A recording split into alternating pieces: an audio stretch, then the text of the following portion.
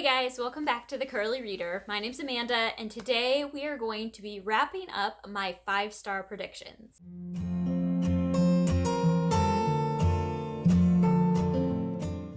So, way back in July, maybe the beginning of July, I don't even remember when because that is my life right now, I did a 5-star predictions video in collaboration with Lindsay from Lindsay's Little Library and Sarah from Sarah's Nightstand.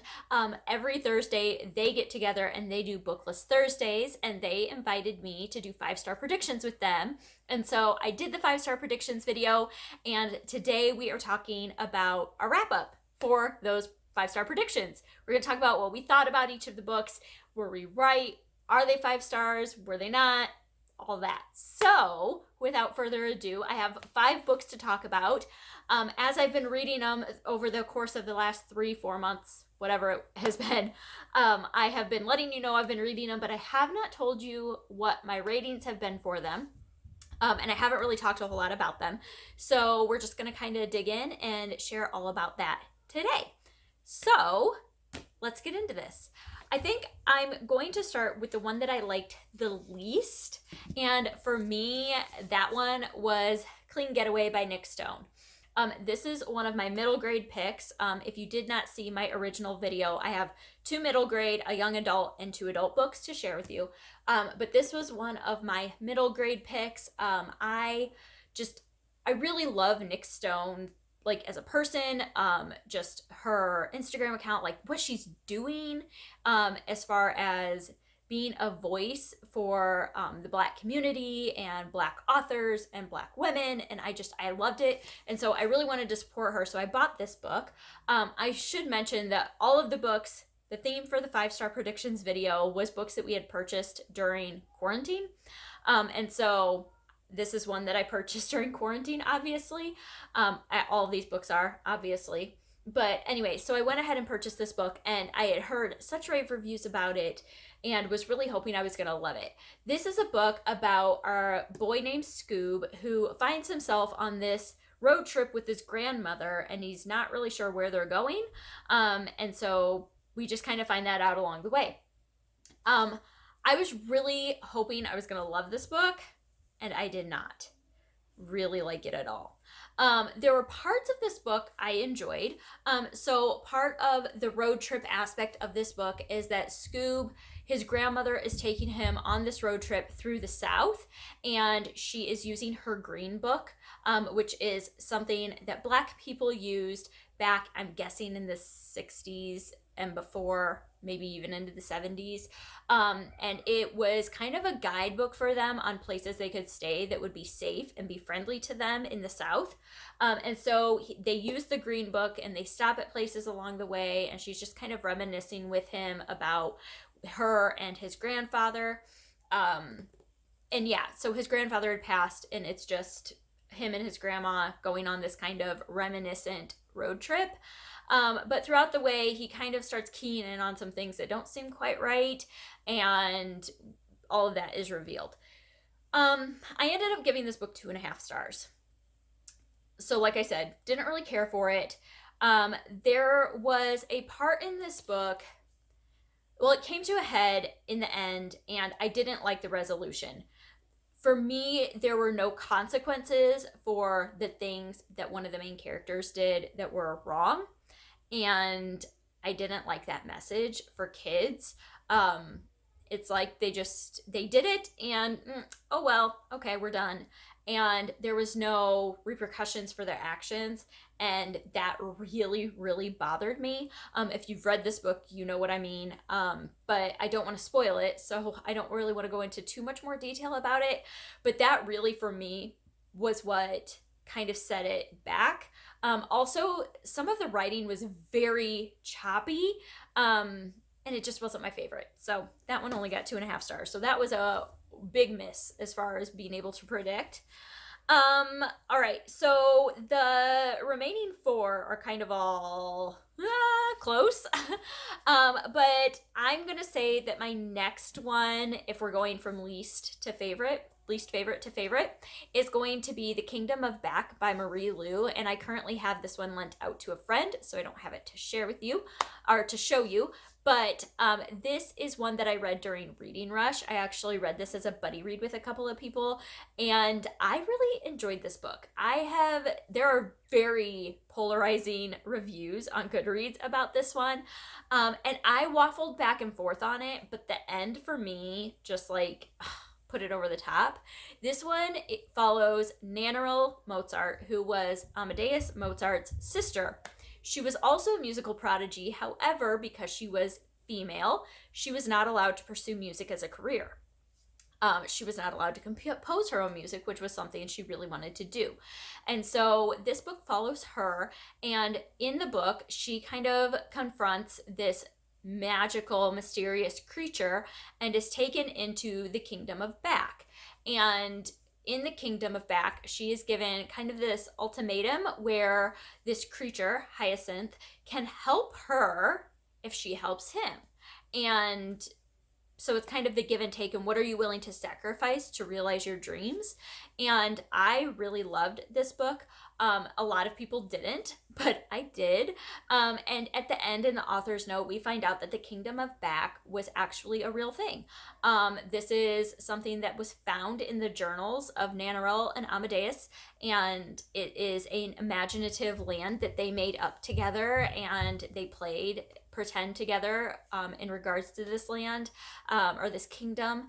And I just thought that was such a unique story for Marie Lu to write, taking from real history and just kind of bringing her own imagination to it. And I really loved it. The writing was beautiful. There were parts of it that got like kind of convoluted, I will say. It was not my absolute favorite, but I really, really enjoyed it, and I ended up giving it 4.5 stars. So that was a winner for me.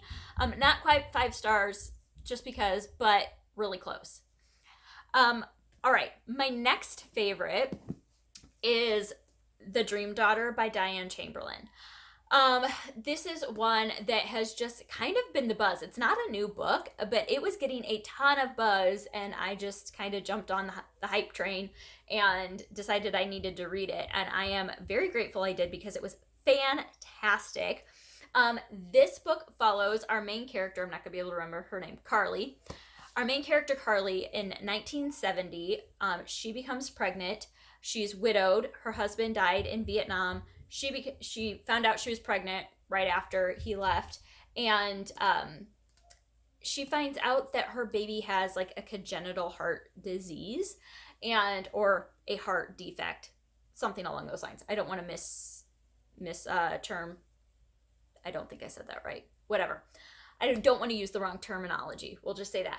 But she finds out her daughter has a heart defect. Her baby does, and she's going to die. And so her brother-in-law comes to her and is like, hey, I'm actually here from 2017 or 2015, something like that. 2015, I can time travel. I know how to do it. We could send you to the future and get your baby the help she needs if you're willing to do it. And she's like, you're off your rocker. And eventually decides, what the heck, I have nothing to lose. I want to save my baby. Let's do this. And so it is all about her going into the future, getting this help for her baby, and kind of the fallout of all of it. It was done so well. The end of this, the twist, I should say, at the end, I did not see coming. Like, my jaw hit the floor. I'm like, what? Did not see it coming. I thought this was so great. However, there was one part of this book that I'm like, it really stretched that believability aspect for me. I mean, it's time travel, so it's not super believable, but just like in the realm of possibilities, how would people react? This one kind of stretched that for me, and so this one got like 4.5 stars as well. But I really, really, really love this. I also have read Necessary Lies by Diane Chamberlain and love that one too. So I'm thinking that I need to read more from her, because I really, really enjoy her writing, and this was a winner of a book. All right. Next, we have my other middle grade, Caterpillar Summer by Gillian McDunn. This was such a sweet book. This was actually a cover buy for me. I got this from Book Outlet months ago, and well, not months ago, but like in March. And so yeah, this one was super, super sweet. This is about a girl cat and her little brother. He goes by Chicken, but I don't remember what his actual name is. But her name is Catherine, I believe. I'm not going to be able to remember what their actual names are now. But so it is about Cat and Chicken, and their dad has passed away, and they live with their mom. And Chicken has some special needs. And Cat has kind of taken it upon herself to be his kind of protector and look out for him and help mom. Mom's an author and an illustrator, and just kind of help take care of Chicken. She understands him. She knows what he needs right away. Their mom has to go to this college for the summer to teach. And so they are supposed to go and stay with some family friends. And those family friends have an emergency and can't do it. And so as a backup, they end up going to stay with their grandparents that they have never met. And that kind of is what this is about. It's about them going to stay with their grandparents, Cat kind of realizing that she is not responsible for Chicken. She does not have to be responsible for Chicken. It's okay for her to be a kid. And her learning about her grandparents and why she's never met them and kind of what came to be and why, and learning about herself in the process and mending relationships with her mom and with, you know, her grandparents and grieving for her father. And it was so cute and so well done, and just the right, like, heartbreaking yet hopeful middle grade read that I needed. 5 stars. Guys, this was a great one. I really, really love this. In this, Cat and Chicken are biracial. So their mom is white and their dad is black, and so their grandparents are white. So that comes up, you know, as they're going around town with their white grandparents and how people look at them differently and things like that. That's definitely a topic in here as well, and it was handled really well. So yeah, love this one. I thought it was fantastic. All right then, and then my favorite book of this 5-star predictions group, hands down, was The Sun Does Shine by Anthony Ray Hinton. I am not surprised at all because I knew I was going to love this book. It was just a matter of actually sitting down and reading it and proving that I was actually going to love this book. But this book, you guys, is so good. It's so good. If you've read Just Mercy, you need to read this too. It is fantastic.